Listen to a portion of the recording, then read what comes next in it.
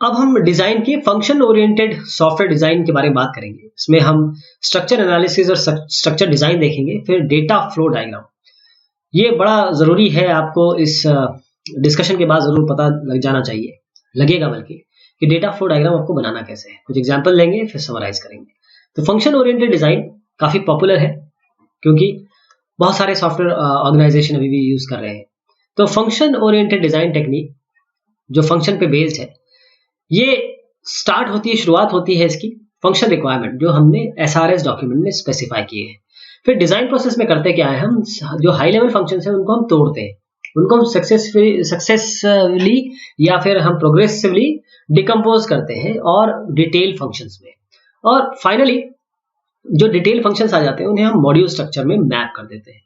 तो जो बार बार आप हाई लेवल फंक्शन को डिस्ट्रीब्यूट कर रहे हैं, तोड़ रहे हैं डिटेल फंक्शंस में, इसे हम टॉप डाउन डिकम्पोजिशन कहते हैं। तो ये SASD यानी आपका दो चीज आ गई इसमें, एनालिसिस और डिजाइन। तो इसमें जो एसेंशियल फीचर्स है इन दोनों मेथोडोलॉजी में, जहां तक हम फंक्शन ओरिएंटेड डिजाइन मेथोडोलॉजीज की बात कर रहे हैं, तो हम चाहते हैं कि हम स्पेसिफिक एक डिजाइन मेथोडोलॉजी फॉलो करें, और उसके बाद हम ये भी चाहते हैं कि हम जब एडिशन करें तो बहुत कम एफर्ट लगे। ये इसीलिए आई है। तो सॉफ्टवेयर एनालिसिस और सॉफ्टवेयर डिजाइन या स्ट्रक्चर एनालिसिस और स्ट्रक्चर डिजाइन की बात अगर हम करें, तो दो हमारे पास जो मेथोडोलॉजीज हैं, उसके अलावा हम कॉन्स्टेंटाइन यूडेंस इसके भी देखेंगे, अलग अलग लोगों ने बनाए, तो उसको सबको अमेलगमेट करके मैं आपको बताऊंगा। हेटली पीरबाई है, गेन सैटसन है, डिमार्को यूडेंस मेथोडोलॉजी है। तो ऐसे एसडी टेक्निक आप लगा सकते हैं हाई लेवल डिजाइन के लिए। यहाँ पर हाई लेवल डिजाइन, तो असली बात अगर आप समझ जाए, एक लाइन में बताऊंगा कि जो आप स्ट्रक्चर एनालिसिस डिजाइन आप कर रहे हैं, उसका मेन एम आपको हाई लेवल डिजाइन बनाना है, उसके बाद उस जगह आप लगा सकते हैं। तो आप SASD मेथोडोलॉजी के बारे में बात कर लें। इसमें दो डिस्टिंक्ट एक्टिविटी होती है आपकी, स्ट्रक्चर एनालिसिस और स्ट्रक्चर डिजाइन। स्ट्रक्चर एनालिसिस में क्या होता है, आप फंक्शन डिकम्पोजिशन करते हैं, तोड़ते हैं फंक्शन को। उसके बाद स्ट्रक्चर डिजाइन में आप क्या करते हैं, मॉड्यूल स्ट्रक्चर फॉर्मलाइज करते हैं, मॉड्यूल स्ट्रक्चर बनाते हैं। पहले तोड़ लेते हैं, उसका तो जब टूट गया तो उसके बाद उसको फॉर्मलाइज कर देते हैं। तो फंक्शनल डिकम्पोजिशन में हो क्या रहा है, हर एक फंक्शन को इस तरीके से एनालाइज करते हैं कि वो हायरार्किकली डिकम्पोज्ड हो और डिटेल्ड फंक्शंस में, यानी कि कोहेजन हम चाहते हैं बहुत ज्यादा। और जब डिकम्पोजिशन करेंगे इस हाई लेवल डेटा को, तो हमको और डिटेल डेटा मिलने वाला है। उसी तरीके से करेंगे और डिटेल डेटा आपको डेटा मिले। अब हम टेक्सचुअल प्रॉब्लम को ग्राफिकल मॉडल में चेंज करना चाहते हैं, तो उसके लिए हम क्या करेंगे, क्योंकि अल्टीमेटली तो हमारे पास टेक्स्ट है, प्रॉब्लम स्टेटमेंट तो टेक्स्ट की है, उसको हम ग्राफिकल मॉडल में कैसे करेंगे, स्ट्रक्चर एनालिसिस में, स्ट्रक्चर एनालिसिस में। इसके लिए हम DFD यूज करते हैं, डेटा फ्लो डायग्राम। तो DFD ये रिजल्ट है सॉफ्टवेयर एनालिसिस का।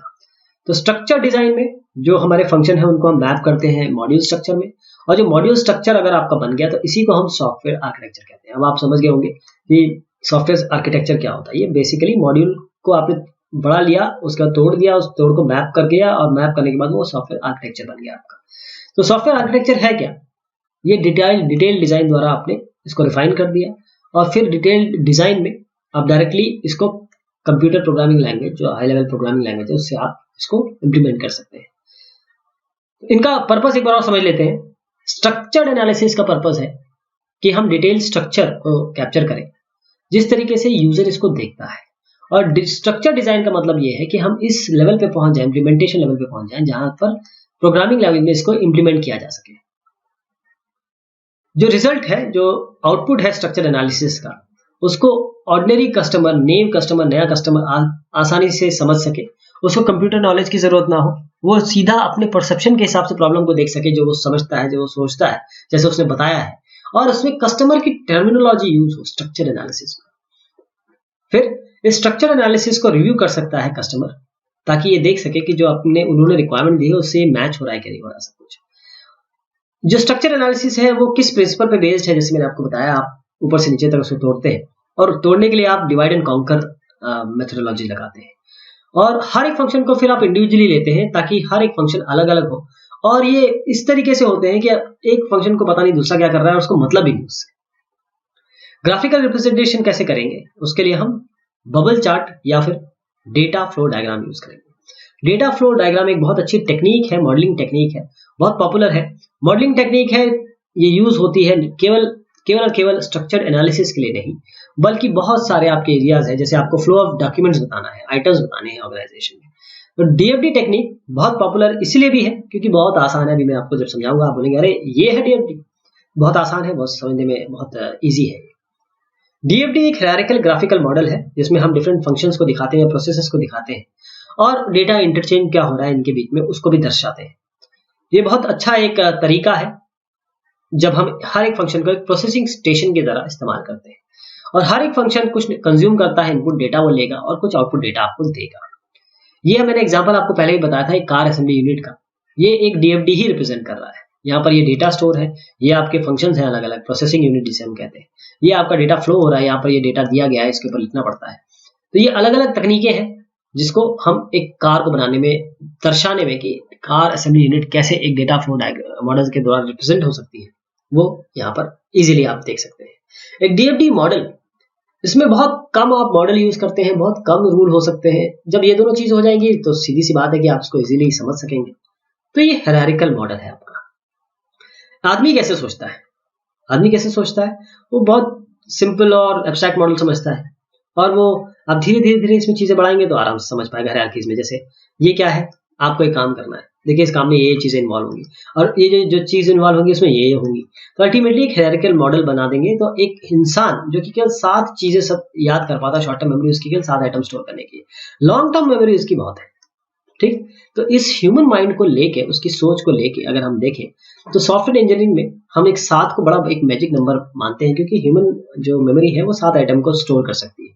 तो आइटम कुछ भी हो सकते हैं, जैसे एक चंक हम कहलाएं, इंटीजर हो सकता है, कैरेक्टर हो सकता है, वर्ड हो सकता है, स्टोरी हो सकता है, पिक्चर हो सकता है।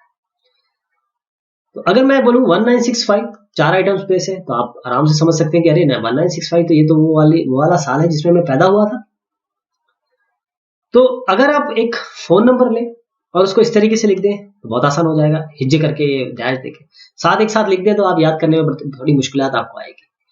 प्रिमिटिव सिंबल्स जो हम यूज करेंगे डीएफडी में उसको देखिएगा, ये एक डब्बा है, एरो है, कुछ एक और डब्बा है जिसे हम ट्रेपेजियम शेप कह रहे हैं, ये गोला है जिसे हम सर्कल कह रहे हैं, बबल कह रहे हैं, ये आपकी 2 लाइनें जिसे हम रेल की लाइन कह रहे हैं, जिसे हम डेटा स्टोर कहते हैं। तो अब शुरुआत करते हैं कि करके जो एक्सटर्नल एंटिटी सिंबल है वो ये एक्सटर्नल एंटिटी है, इसको रेक्टेंगल से बताते हैं और एक्सटर्नल एंटिटीज या रियल फिजिकल एंटिटीज को रिप्रेजेंट करता है और ये बताता है कि इनपुट डेटा क्या होगा सिस्टम का, कंज्यूम क्या करेगा डेटा जो सिस्टम प्रोड्यूस करने वाला है, ये एक्सटर्नल एंटिटी इसे कंज्यूम करेगा। और ये जो एक्सटर्नल एंटिटीज है इसको हम टर्मिनेटर, सोर्स या सिंक भी कह सकते हैं। फंक्शन सिंबल की बात करें तो ये गोलाकार होता है, ये फंक्शन जैसे सर्च बुक है, ये सर्कल में दिखाया जा रहा है। ये सिंबल है जिसे हम प्रोसेस, बबल या ट्रांसफॉर्म भी कहते हैं और ये बबल है इसको एनोटेशन करते हैं, लिखते हैं इसमें करस्पॉन्डिंग फंक्शन को। फंक्शन ये कुछ एक्टिविटी करता है, जैसे मैंने आपको बताया था वर्ब्स सारे फंक्शन के नाम होते हैं, नाउन जो होते हैं आपके एंटिटीज के नाम होते हैं।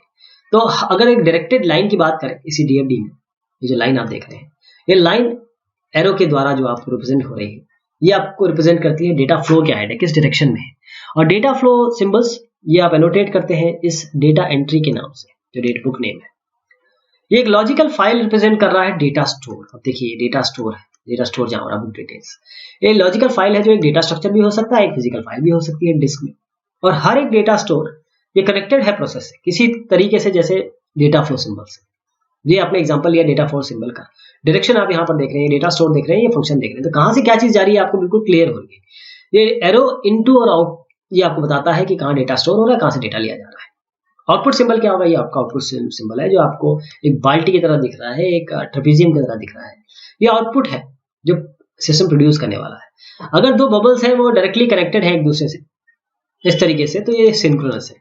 अगर ये दोनों किसी बीच में डेटा स्टोर से कनेक्टेड है तो ये सिंक्रोनस नहीं है, एसिंक्रोनस ऑपरेशन हो जाएगा। हम यूडन और गेन के जो नोटेशन है उनको भी यूज करेंगे और इन बहुत सारी बुक में अलग अलग नोटेशन है उनको भी आपको उपयोग करना है। जैसे मैं एग्जांपल देता हूँ डेटा स्टोर का, डेटा स्टोर कई बुक में आपको इस तरीके से भी दिखाई देगा, तो इसमें घबराए ना, दोनों ही आप यूज कर सकते हैं। तो स्ट्रक्चर एनालिसिस कैसे हम परफॉर्म करेंगे, तो सॉफ्टवेयर सबसे पहले तो आप एब्स्ट्रैक्ट लेवल पे आएगा, सबसे बड़े लेवल पे, इसे हम कॉन्टेक्स्ट डायग्राम कहते हैं। तो कॉन्टेक्स्ट डायग्राम सिंपली आपको एंटायर सिस्टम, पूरे सिस्टम को रिप्रेजेंट कर देगा एक सिंगल बबल से। या ये बबल है, ये आप लेबल कर सकते हैं main function of the system से, जो मेन काम कर रहा है। जैसे कॉन्टेक्स्ट डायग्राम, एक टिक टैक टो का, हमारा ह्यूमन प्लेयर है, टिक टैक टो सॉफ्टवेयर है, यहाँ से ये डिस्प्ले करेगा, यहाँ से मूव करेगा। देखिए कितने आसानी से अपने कॉन्टेक्स्ट डायग्राम से शो कर दिया एक नजर में। तो कॉन्टेक्स्ट डायग्राम ये आपको बताता है डेटा इनपुट क्या होगा सिस्टम के लिए, और आउटपुट क्या डेटा जनरेट करेगा ये सिस्टम, और साथ में एक्सटर्नल एंटिटीज जो रोल प्ले करेंगी। कॉन्टेक्स्ट डायग्राम ये क्या क्या कैप्चर करता है, जो एक्सटर्नल है एंटिटीज और उसके बीच में इंटरेक्शन क्या है, और डेटा फ्लो क्या हो रहा है सिस्टम और एक्सटर्नल एंटिटीज में। कॉन्टेक्स्ट डायग्राम इसे हम लेवल 0 डीएफडी भी कहते हैं। बहुत सारे डीएफडी के लेवल्स होते हैं, लेवल 0 कॉन्टेक्स्ट डायग्राम होता है। कॉन्टेक्स्ट डायग्राम ये एस्टैब्लिश करता है कॉन्टेक्स्ट ऑफ द सिस्टम, ये बताता है डेटा सोर्सेज क्या है, डेटा सिंक्स। तो यहाँ पर हम एसआरएस डॉक्यूमेंट को देखते हैं और जितने भी आपके हाई लेवल फंक्शन है उनको बबल से बनाते हैं, बबल यानी कि गोलाकार शेप में। फिर हम उनको रिप्रेजेंट करते हैं जो डेटा इनपुट है हर एक हाई लेवल फंक्शन के लिए, data input to every high level function. फिर रिप्रेजेंट करते हैं डेटा आउटपुट को इन्हीं हाई लेवल फंक्शन के लिए, हर एक हाई लेवल फंक्शन। फिर हम उसको डिकम्पोज करते हैं, एक्सप्लोड या फैक्टरिंग करते हैं उसकी सब फंक्शंस में। और फिर हम पता करने की कोशिश करते हैं कि जो सब फंक्शंस हैं उन फंक्शन के, और जो डेटा इनपुट है और डेटा आउटपुट है इन सब फंक्शंस के लिए, फिर हमें उन्हें डीएफडी में रिप्रेजेंट करना होता है। तो डिकम्पोजिशन जैसे मैंने आपको बताया था कि बड़े भाग को छोटे छोटे भाग में डिवाइड करना। डिकम्पोजिशन एक बबल का, उसे हम फैक्टरिंग या एक्सप्लोडिंग कहते हैं, और हर एक बबल को हम डिकम्पोज जब करते हैं तो करीबन 3 से 7 बबल्स में हम उसे करते हैं। अब आपका सवाल होगा कि ये 3 से कम और 7 से ज़्यादा क्यों नहीं? तो अगर आप बहुत कम बबल बनाएंगे तो डिकम्पोजिशन सुपरफ्लोस हो जाएगा, यानी कि उसकी कोई वैल्यू नहीं रहेगी। जो बबल है वो अगर आप 1 या 2 भाग में डिवाइड करते हैं तो डिकम्पोजिशन रिडंडेंट होगा, आप क्यों कर रहे हैं। अगर आप बहुत सारे बबल्स में डिवाइड कर देंगे तो अगर 7 से ज़्यादा जो मैजिक नंबर है किसी भी डीएफडी में, तो ये डीएफडी इतना कॉम्प्लिकेट हो जाएगा, इतना कॉम्प्लिकेटेड हो जाएगा कि इसको समझना बहुत मुश्किल हो जाएगा। अब कब तक इसको डिकम्पोज करेंगे, ये भी एक सवाल है कि कब तक हम इसे करें। तो उस हद तक करें जब तक जो बबल है वो आप एक सिंपल एल्गोरिथम के द्वारा बता सके, बना सके, eight which the function of the bubble can be describe using a simple algorithm. एक एग्जांपल लेते हैं, रूट मीन स्क्वायर निकालना है हमें। तो एक सॉफ्टवेयर हम लिखने की कोशिश करते हैं, इसके लिए हम डीएफडीज बनाएंगे। 3 इंटीजर हमको रीड करने हैं -1000 से 1000 तक, +1000 तक। फिर हम इनका आरएमएस निकालेंगे, रूट मीन स्क्वायर इन 3 इनपुट नंबर्स का, और जो रिजल्ट है उसे हम डिस्प्ले करेंगे। तो कॉन्टेक्स्ट डायग्राम अगर बनाया जाए तो उसमें हम एक सिस्टम दिखाएंगे जो 3 नंबर एक्सेप्ट होता है, एक्सेप्ट करेंगे यूजर से। उसके बाद हम रिजल्ट जो आएगा रूट मीन स्क्वायर, वो उसे हम रिटर्न कर देंगे। तो देखिए कितना आसान है, लेवल 0 डीएफडी। इसमें यूजर है, यूजर से हम डेटा आइटम लेंगे, कंप्यूट करेंगे आरएमएस और उसे रिजल्ट दिखा देंगे। ये आपका कॉन्टेक्स्ट डायग्राम है। अब अगर हम इसकी कर्सरी एनालिसिस करें इस प्रॉब्लम की, तो हम देखेंगे कि सिस्टम काफ़ी चीज़ें करेगा। केवल अगर मोटे तौर पे देखें तो 3 नंबर ले रहे हैं और रिजल्ट देख रहे हैं, लेकिन इसके अलावा भी काम है। पहले तो आपको नंबर एक्सेप्ट करना है, उनको वैलिडेट करना है, रूट मीन स्क्वायर को कंप्यूट करना है इनपुट नंबर्स का, उसको डिस्प्ले भी कराना है। देखिए आप डेटा आइटम्स को जब लेंगे तो रीड नंबर्स करेंगे, इन नंबर को वैलिडेट करेंगे, अगर ये सही है तो इसका कंप्यूटेशन होगा आरएमएस का, फिर डिस्प्ले कर देंगे रिजल्ट को। जहां तक एरर का सवाल है, यदि वैलिडेट नहीं हो पाया तो उसे भी हम डिस्प्ले करेंगे। तो ये आपका एक, और आपने हिज्जे कर दिए, डिकम्पोज कर दिया, फैक्टर कर दिया, एक्सप्लोड कर दिया। अब और अंदर जाते हैं, अगर वैलिड नंबर आता है तो और क्या क्या चीजें होंगी।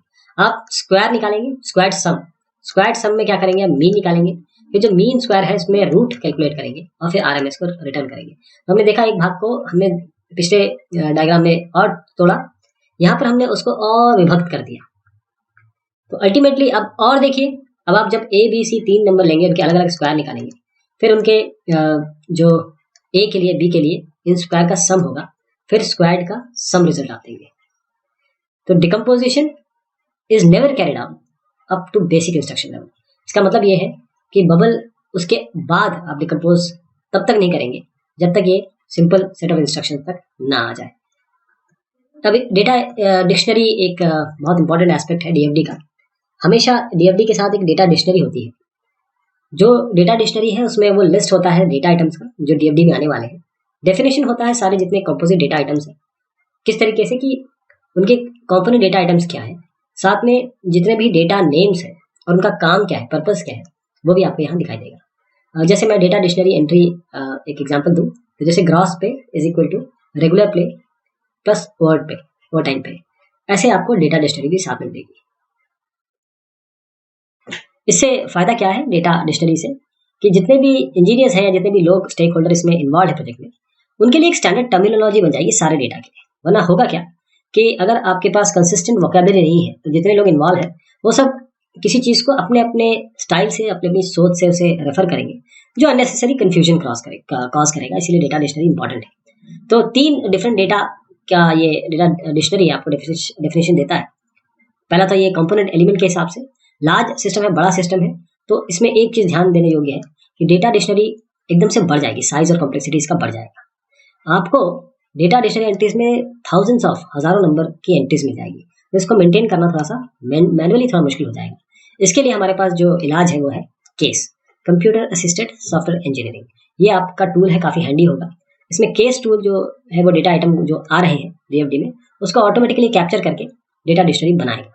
और साथ में आप क्वेरीज दे सकते हैं, जैसे डेफिनेशन है, यूसेज ऑफ डेटा आइटम्स है, और इन क्वेरीज में आप पता कर सकते हैं कौन सा डेटा आइटम किस प्रोसेस को अफेक्ट कर रहा है, कौन सा प्रोसेस किस डेटा आइटम को अफेक्ट कर रहा है, और जो डेफिनेशन और यूसेज है किसी डेटा आइटम्स के, उसको भी आप पता कर सकते हैं। साथ में अगर आपको क्वेरी बहुत अच्छे से हैंडल करनी है तो डेटा डिक्शनरी में जो स्टोरेज है वो RDBMS में होता है, रिलेशनल डेटाबेस मैनेजमेंट सिस्टम में।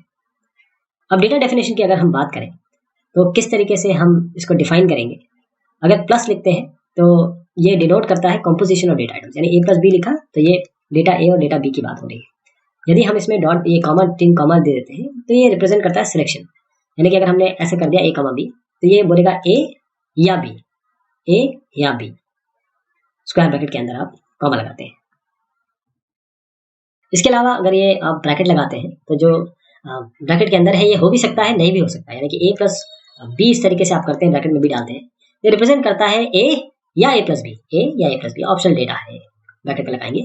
अगर आप ब्रेसेस लगाते हैं तो ये आपको इटरेटिव डेटा डेफिनेशन बताएगा, जैसे कि अगर आप नेम 5 लगाते हैं तो ये रिप्रेजेंट करेगा 5 नेम डेटा।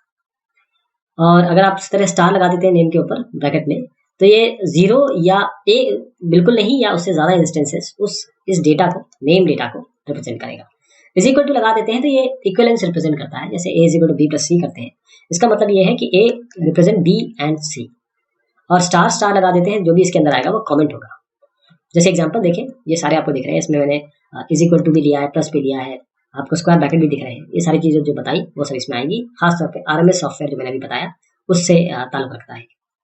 अगर हम बैलेंस करना चाहें DFD को तब हम क्या करेंगे, तो जो डेटा फ्लो हो रहा है बबल के अंदर और बाहर ये मैच करना चाहिए, इसे हम बैलेंसिंग करते हैं DFD को, भी मैं करके दिखाऊंगा आपको। तो लेवल 1 जो DFD का है उसमें मान लीजिए कोई डेटा फ्लो कर रहा है कहीं से और डेटा आउटपुट हो रहा है, मैं इसको एग्जांपल से बताता हूँ तो ज्यादा अच्छे से समझ में आएगा। ये P1, P2, P3 आपको 3 प्रोसेसेस दिख रहे हैं। अब इसमें क्या है कि A यहाँ पर आ रहा है, B यहाँ आ रहा है, C इसके अंदर आ रहा है, D और E बाहर निकल रहा है। तो हम P3 को अगर हम और डिकम्पोज करना चाहें तो ये जो C आ रहा है और D और E बाहर जा रहे हैं, ये C और ये D और E ये आपको दिखने चाहिए। बाकी आप इसको P3.1, 3.2, 3.3 में विभक्त या डिवाइड कर सकते हैं। बाकी अंदर आप नए डेटा आइटम्स को भी यहाँ पर इंक्लूड कर सकते हैं या फिर इंट्रोड्यूस कर सकते हैं। नंबरिंग कैसे होगी बबल्स की, नंबर से आपको पता चलेगा कि कौन से बबल के बारे में बात हो रही है। कॉन्टेक्स्ट लेवल में तो आप 0 से शुरू करते हैं, उसके बाद जो 1 लेवल आता है उसमें 0.1, 0.2, 0.3 से शुरू करते हैं।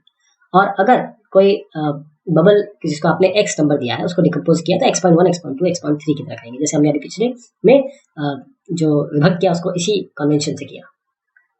जैसे अगर आप टिक टैक टो कंप्यूटर गेम लेते हैं, एक ह्यूमन प्लेयर होता है, कंप्यूटर होता है, वो 3-3 स्क्वायर में क्रॉस और वैल्यूज डालते हैं, जिसने पहले रो या कॉलम या डायगोनल पूरा कर लिया उसे हम जीता हुआ मानते हैं। तो इसमें फिर हमको मैसेज भी डिस्प्ले करना है, विनर क्या है। अगर कोई नहीं कर पाता है तो ड्रॉ हो गया, ये भी रिप्रेजेंट करना है। तो इसके लिए क्या करेंगे, कॉन्टेक्स्ट डायग्राम जैसे मैंने आपको पहले भी बताया था, ये ह्यूमन प्लेयर है, इसको चीजें डिस्प्ले की जाएगी और ह्यूमन प्ले अपना मूव खेलेगा, क्रॉस करेगा या गोला लगाएगा। लेवल 1 FD में आप ये मूव को और विभक्त कर सकते हैं। अगर हम इसको 0 मानते हैं तो इसको और अगर हम तोड़े तो 0.1, 0.2, 0.3, 0.4, तो मूव इसमें एंटर कर रहा है, रिजल्ट इसके बाहर आ रहा है। ये दोनों चीज आपको दिखनी चाहिए। बीच में आप देखिए बोर्ड है, यानी कि यहाँ ये डेटा स्टोर का काम कर रहा है, यहाँ से चीज़ें ली जा रही है या दी जा रही है। डेटा डिक्शनरी इसका कैसे बनेगा, display is equal to game plus result. बाकी ये चीज़ें आप समझ पा रहे हैं। तो मैं समराइज करता हूँ इसको जो हमने अभी तक देखा फंक्शन ओरिएंटेड सॉफ्टवेयर डिज़ाइन में।